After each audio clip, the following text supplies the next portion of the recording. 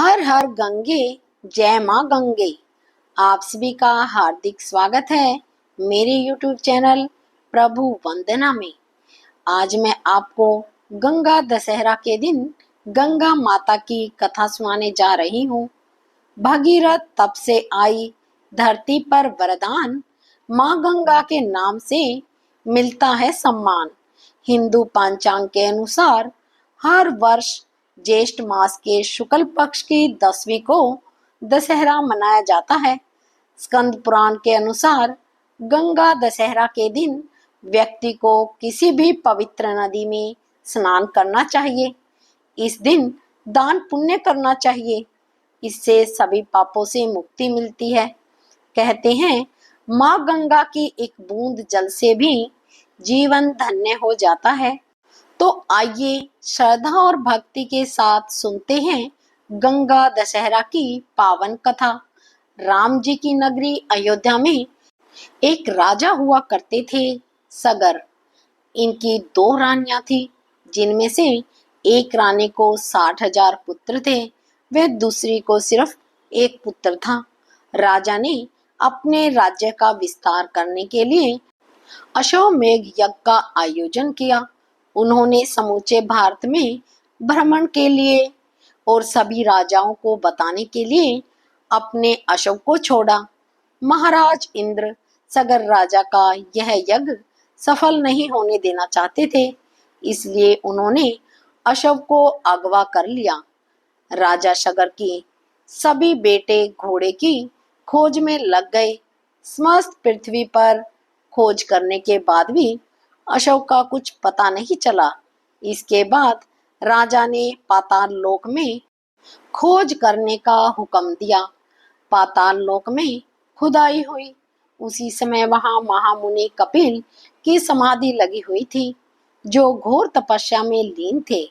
उन्हीं की समाधि के पास घोड़ा भी था, जिसे देखकर राजा के बेटों को गलतफहमी हुई और वह चिल्लाने लगे, जिससे कपिल महाराज की तपस्या भंग हो गई और उनकी घोर तपस्या की तपन से राजा के 60,000 पुत्र वहीं राख होकर ढेर हो गए। दूसरे पुत्र ने अपने पिता को जाकर पूरी बात बताई। यही महाराज गुरुड़ जी भी आए, जिन्होंने राजा सगर को अपने 60,000 पुत्रों की मुक्ति प्राप्ति के लिए सिर्फ एक ही रास्ता बताया।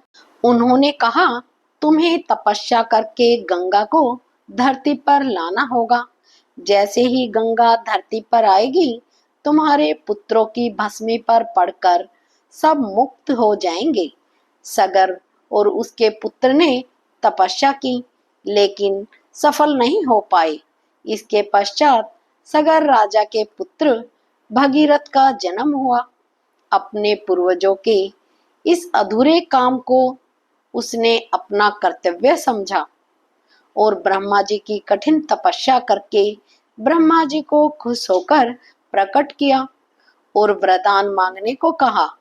भगीरथ ने गंगा को धरती पर भेजने की मांग की, लेकिन यहाँ ब्रह्मा जी ने बताया कि धरती में इतना बल नहीं है कि वह गंगा के भार को सहन कर सके, अतः तुम्हें शिव से इसमें मदद लेनी चाहिए। वे ही हैं जो गंगा को धरती पर अपने द्वारा भेज सकते हैं। उस समय गंगा ब्रह्मा के कमंडल में थी, जिसे उन्होंने शिव की जटाओं में अवतरित किया। भगीरथ ने फिर भगवान शिव की कड़ी तपस्या की। वे सालों साल एक अंगूठे पर खड़े रहे। इस दौरान गंगा कई सालों तक शिव की जटाओं में ही रही। वे इसमें से निकलना चाहती थी और रसातल जाना चाहती थी, लेकिन इतने जटिल जटाओं में वो खो ही गई थी। उन्हें बाहर निकलने का रास्ता समझ नहीं आता था। भगीरथ की तपस्या से खुश होकर भगवान शिव ने उन्हें दर्शन दिए और वरदान पूरा करने का आश्वासन दिया। इसी के बीच गंगा जी की 7 धाराएं हिमाचल के बिंदुसार से होते हुए पृथ्वी पर आई। पृथ्वी पर आते ही गंगा के विशाल रूप से मानव जाति परेशान हो गई। उन्हें लगा भूचाल आ गया है। जिस रास्ते से गंगा निकल रही थी वहां कई ऋषि मुनियों के आश्रम भी थे, जिनमें से एक थे महाराज जहू। गंगा को आते देख वे समझे यह कोई राक्षसी क्रिया है तथा उन्होंने उसे अपने मुंह के अंदर ले लिया। भगीरथ समेत सभी देवताओं ने उनसे विनती की, तब वे माने। इसी के बाद से उनका नाम जाह्नवी पड़ा। इसके बाद भगीरथ ने 60,000 पूर्वजों को मुक्ति दिलवाई। यहाँ से गंगा को एक नया नाम भी दिया गया, भगीरथी। गंगा दशहरा का हिंदू धर्म में बहुत अधिक महत्व होता है। इस दिन विधि विधान से पूजा अर्चना की जाती है।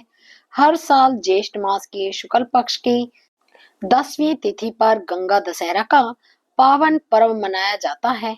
इस पावन दिन माँ गंगा की पूजा अर्चना करने से भी सभी तरह के दोषों से मुक्ति मिलती है। माँ की पूजा अर्चना करने से शुभ फल की प्राप्ति होती है। माँ की पूजा करने से मृत्यु के बाद मोक्ष की प्राप्ति होती है। इस दिन गंगा स्नान करने से 10 तरह के पाप नष्ट हो जाते हैं।